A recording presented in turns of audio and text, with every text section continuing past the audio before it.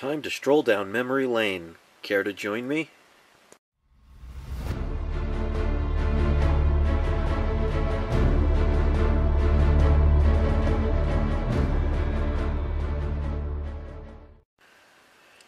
Hello everybody, my name is Chris and this is my channel, We Love Comics. Thank you as always for taking the time to listen to one of my videos.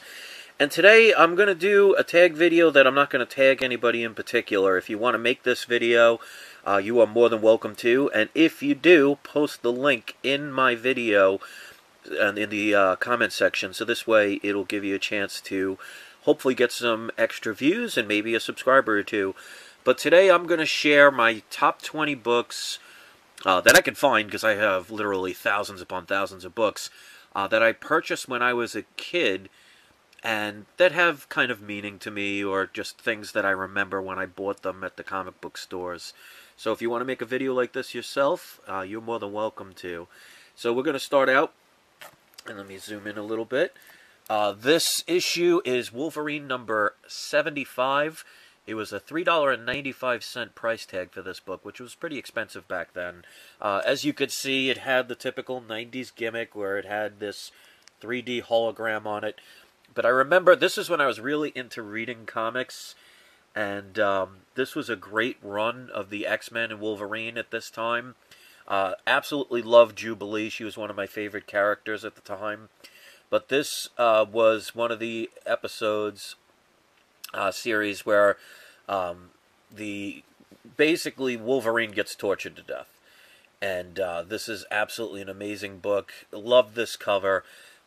Just if you get a chance to read these kind of books, the Fatal Attraction series was definitely a great series to read.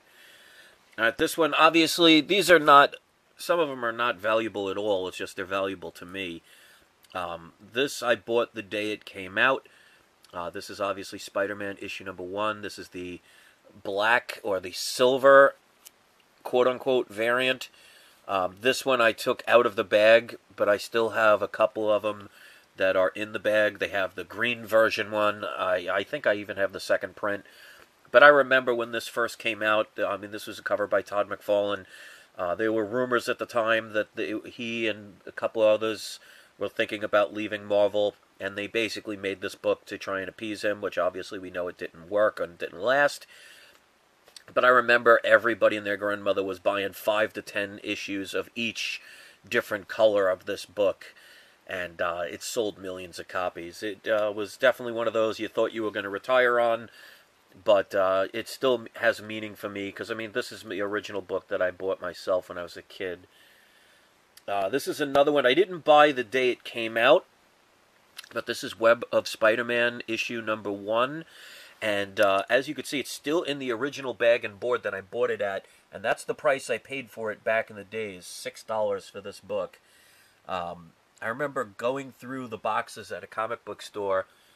I don't remember the name of the store at this point. It was one of the first places I started buying comic books. And just came across this cover of this beautiful artwork. And not knowing anything about it at all, I had to buy it. And to this day, it's one of my favorite covers. I mean, it looks almost painted. Just a beautiful cover, and I'm sure many people agree. Alright, this is another one people thought they were going to retire on. This was Legend of the Dark Knight. And as you could see, they tried to make it a big deal that it was the first new solo Batman book since 1940. It came in a few different neon colors. It came in yellow, pink, orange, and I think also green. Again, this was a book that everybody was buying. Now, at the time, books were 75 cents. This book was $1.50. So it was double the price of what the average book was going for at that time. I think it might have reached $1 for some books at that time. But it was definitely an expensive book, and they took advantage of people. And again, I remember, because the comic book store owner was selling these books at 10 at a time for each color for people. They were buying them in mass quantities, and doesn't have any value, but again, it's another book. It's a learning lesson of, you know, be careful what you're purchasing when it comes to gimmicks and collector's items. This is another book I bought the day it came out. This is Batman 497. It has kind of a flip cover. This is the issue where Bane breaks Batman's back. We thought at the time it was pretty gimmicky that they did that, but it was overall a really good story and definitely one that still holds up to this day. I have the whole Nightfall series of this run. I was really into Batman at that time as well, and just absolutely love this book. I have several copies of this. Again, this is another book that people bought multiple copies of. Alright, this is another book. This was one of the first, if not, I think the second series that I read to its completion. Absolutely love this story. I knew nothing about it the day it came out, but that cover, I mean, how could you not like that cover? The Jim Starlin cover, absolutely beautiful. Obviously, we didn't know back then that there was going to be a movie coming out, but this had a $2.50 price tag, which was pretty expensive at the time, because again, around that time, books were probably about $1.25, so pretty expensive book, but definitely worth it. If you don't have this book, it is a must-read. I definitely recommend it. I have the entire Infinity Gauntlet run. Alright, this one has meaning for me because it was my actually only yard sale purchase when I was a teenager. This is Amazing Spider-Man number 162, which doesn't have anything major in it. It's an early Punisher appearance, but other than that, there's no major things. I think this also might be the first appearance of Jigsaw. Yes, okay, so there is more significance. It's got the first appearance of Jigsaw, but I only paid 25 cents. I bought 2 copies of this book, and I only paid 25 cents a piece for these books. So, I mean, considering originally it was 30 cents, I actually paid undercover for this price. So it ended up being a really good purchase at the time. I got to look at yard sales more often. Alright, now this book I bought, I didn't buy it the day it came out, but it was my first big purchase as a kid. This was one of the first books. I mean, I was about 18, 19 at the time, so I didn't have a lot of money. I was working at McDonald's at that time. But this book was, I think it was like a month or two after it already came out, and it was selling for $20. And it's still in the original comic book bag and board, because that's the sticker it came with. So this is the original cover of Predator #1, and I paid $20 for that book. So when I was a teenager, that was the first big purchase. Like a lot of books I was buying were like $8 to $10 at best, but that was my first big purchase. So that still holds a lot of meaning to me. This is another one I have several copies of. This one is still in the original bag. It came in a poly bag, and this is X-Force issue #1. At the time, even though I knew no one really cared that much about Deadpool, I think I probably have about 8 to 10 copies of this book, and about 80% of them have the Deadpool card in them. So I guess I was glad to have purposely picked those out back in the days. Again, I didn't know this would be a movie years later. But this is still intact, still has the card. I don't know which card is in this one because I put it in a regular bag and board to keep it from bending. But this is another purchase that everybody thought, you know, you're going to retire on this book. But with the X-Force movie, I mean, you will see an increasement of that, and I have several copies. All right, this is another purchase that I didn't get the day of, but it was another one that I was just browsing through the comic book shop as a teenager, came across this one, and just absolutely loved the cover, and I was really hooked on Thor after that. As a matter of fact, when I went to college, I had a subscription sent to me. I went to Oneonta, and I had Excalibur, X-Men, and Thor were the subscriptions that I had, and unfortunately they were all pretty much destroyed because you got those little cubicles of a mailbox and they just kind of rolled them in there. But this was the book that got me really interested in Thor, and this is the first Beta Ray Bill. Absolutely beautiful cover. I think I paid like $6 to $8 for this book at the time, maybe a little bit less, but definitely a great book, and that's the original book. This was my first well, no, not my first #1, But what I thought was my first major #1 Wolverine in his own series. I bought this at the time when 7-Eleven used to sell comics. So I remember there's several comics I actually bought. Wolverine #10. I bought Daredevil 257, where Daredevil's battling the Punisher. But this one is the #1, $1.50 for this book. Again, great cover, and just absolutely love having this. I have several copies of this book now. This is the book that got me started loving the X-Men. There was a whole run here with the Sentinels, and issue 247 is where it started. Absolutely loved this run. Havoc was one of my favorite characters. Also, Rogue. I used to love the way they drew those characters in the 80s to 90s. But this, I was reading that whole entire run and absolutely loved it as a teenager. But this is the one that got me started and hooked onto the X-Men. And I bought this. I didn't buy it the day it came out, but I bought it early. This is still in the original bag I bought it from. So I paid $1.50 at the time. The book was $1, so I paid 50 cents over what the regular price was. So I only think I got it a month or two after this came out. Now this book, I'm sure anybody that grew up in the 90s that were purchasing comics has this book and probably has multiple copies. To me, this is again a reminder of being careful what you purchase when it comes to gimmicks, and a lot of that is starting to happen again today. And this obviously is the original bag and board. This is Superman 75. As you can see, it's got the fold-out splash cover. It's got a poster, commemorative stamps. $2.50. At the time, books were about $1.25. So they knew that they were going to sell multiple copies of this book. And this, again, was another book that people were buying 10, 20, up to, I've heard people getting up to 100 of the copies the day it came out. But I have probably about 5 or 6 copies of this book. These were all first day issue. The day it came out, I went and got this book. So it holds meaning to me because, again, it's just a reminder. But this was originally purchased by me the day it came out. This one's another purchase that I got at 7-Eleven. It was my first annual purchase. I never liked annuals for some reason, so I never really bought them. But for some reason, this character intrigued me. This is Amazing Spider-Man Annual 22 from 1988. So I was 17 at the time when I bought this, and I bought it for cover price, which $1.75 for an annual is not bad at all. But just something about that speedball character, I thought it would go far, but it didn't. There is going to be a TV show for the New Warriors, and I believe he was part of the New Warriors, so whether they use him or not, I don't know.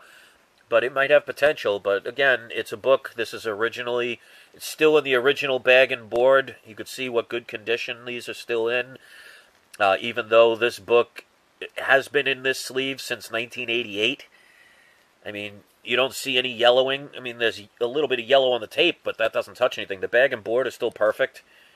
So I knew how to take care of my books, so they last. All right, this book is one of my favorite all-time reads, one of them. This I bought the day it came out. I have the entire run of this. It's when Spider-Man Goes Cosmic. And it started out in Spectacular Spider-Man issue number 158. It also was in Amazing Spider-Man and Web of Spider-Man. It was about a 6 to 8 part series. It was the time during the Acts of Vengeance. This one, I mean, Spider-Man was one of the most powerful heroes when he became cosmic. I mean, he could fly. He could beat almost gods. And it was just incredible. I wish he would have stayed that way. But if you have not had the chance to get this run, I highly recommend it. It is such a great read. And when I was a teenager, I loved reading this entire series. Like I said, I have all of them. All right. This book has the most meaning for me. Well, one of the most meanings for me as far as regular books. Because this is the book that got me started really into collecting comics. And I never got the chance to buy this book until 2 years ago. I remember as a kid hearing about that you could vote in whether Robin lives or dies. and they would put it in an issue depending on what happened. Now, I missed this book by 2 weeks, and within a couple of days after this book came out, this book was already a $20 to $50 book. And when I was 16, 17 at the time, I couldn't afford that. So I missed out on this book, but this was what got me into the comic book stores and got me hooked into doing it on a regular basis. And I ended up, my first book I bought, which I can't find on a regular basis, was Batman 429, Part 4 in the Death of a Family. This book was way out of price for the longest time, and then it just basically faded away. But then 2 years ago, I was able to acquire it. So this just has a lot of meaning for me. Even though I didn't buy this one as cover price, this is what got me started collecting comics on a regular basis. I never got it as a kid, but I got it as an adult. So like they say, better late than never. Alright, these next two, and there's two more to go, these are the first ever books I bought. Now, even though this one was from December of 1986, and this one was January of 1987, I bought these both at the same time at 7-Eleven. So I was 16 at the time. And these are the first two books I ever bought. I bought them both together at my local 7-Eleven as a kid. I remember riding up with a bike and just seeing what was there. And these books were sitting there. They caught my eye. And those were my ever first purchases. And this is Legends issue number 3, which for decades was worthless. And I remember hanging these two books up on my wall when I was a kid. My room was covered wall to wall with nothing but comic books. I just thumbtacked them to the walls. Well, only the ones that I thought didn't have any value. And at the time, these didn't really have the same meaning as they do to me now. But yeah, so those are the first purchases I ever made for any comic books ever. The Death in the Family was the one years later when I really started getting into permanent collections. I mean, I bought these and that was it for until I went and got the Death in the Family book, number 429. But this is what started my love for comics when I was a kid. And then last but not least, two graded books. This one I bought for cover price. This one I bought, I think I paid $5 or $6 for. Because, again, I missed it by a month when I was getting comics, because I wasn't getting them every day. But I bought this one cover price, so I only paid $1.50 for this book. And I got both of these signed by Todd McFarlane. We went to the New York Comic Con. It was my only time at the New York Comic Con, and Todd McFarlane was there. And he was only allowing you to sign one book. So they gave each person a ticket, and you had to wait online. I remember waiting like 2 hours, and it was my first experience with it. And I remember, I was like, wow, what a bunch of geeks that are at this comic place. I mean, at the time, I was into heavy metal. I had the long hair. I had the jean jacket. I had Iron Maiden on the back of my, most people getting patches. I had an airbrush sketch of Eddie, 2 Minutes After Midnight, the album, and 2 Minutes to Midnight, I'm sorry. And I'm watching all these people. There weren't many people in costume, but there were a few, and I just thought it was the weirdest thing. Both me and my friend were making fun of it at the time. Little did we know what it would turn into years later. But he was actually pretty rude at the time. Because after I went online and had him sign this book, when I got off the line, somebody came up to me and said, "Here, do you want my extra ticket? I'm not going to wait online." So I was like, yeah, I had another book. At the time, I didn't know how many he would sign. So I went back on the line and got this one signed, and he looked at me. He's like, "Weren't you on the line before?" And I'm like, "Yeah, somebody gave me their ticket." He's like, "Well, you're not supposed to do that, but I'll sign it anyway." Like, he said it, like, really arrogantly. And I was kind of like, what's the big deal? I mean, it was a ticket that wasn't going to be used, so if he would have used it, you would have signed it anyway, so that it's not like I stole it or anything. But, you know, these were the first books I ever got signed. And obviously, you know that these books are pretty valuable at this point, especially Amazing Spider-Man 300. I remember, and you could see I got these graded. This one came back in 8.0. This one came back at 9.0. I basically, I lost my train of thought. But to me, these are my first books I ever got signed. They have special meaning to me for that. I don't care about the value. I mean, I have several copies of this book. I have a few copies of this book. I don't think I would ever sell these books. I mean, as a matter of fact, I don't remember the last time I even sold a book. It's been a long time, because I pretty much have. Like you can see, all those books I have, they're all original books from when I was a kid. So, hopefully you enjoyed this video. If you want to make a video like this and kind of give your little comic book memory lane, make a video, and if you do, post the link to my channel, and I will subscribe to your channel also as well, and hopefully we'll get some more people for the love of comics. And that's despite what a few people want to say about me. And the reason why I named my channel We Love Comics is I absolutely do love comics. I hope a video like this can show that books to me are more than just the value. Yes, it's nice that they go up, but books like this, especially this book, it's not worth anything. But to me, it's worth everything, because I remember the day I bought it, and it was the first book I ever bought when I was 16 years old. So it definitely holds meaning. So that's why I believe in the love of comics. And to me, some of them are collectibles, and some of them do have value. And that's the one thing I always loved about comics is, here I am having something that's beautiful artwork, great read, and some of them actually could be worth a lot of money. I mean, how could you go wrong? Having something you love can be something that could take care of you later on in life if you needed them to. To me, that's the beautiful part about it. So I view a lot of this as investment, but it's also investment in my past and also investment in my future. And that's what matters. So thanks for listening. I hope you enjoyed this. Don't forget to wait until the end of the video, because at the end of every video, I always do a shout out to a subscriber. So hit subscribe if you haven't. And the more often you comment, the more likely you will get a shout out. So thanks for listening to this. I hope you enjoyed it. And don't forget, it's not you, it's not I, it's We Love Comics. Thanks for watching. I'll see you next video. Funny thing is, when I first saw Todd McFarlane's work, I absolutely hated it.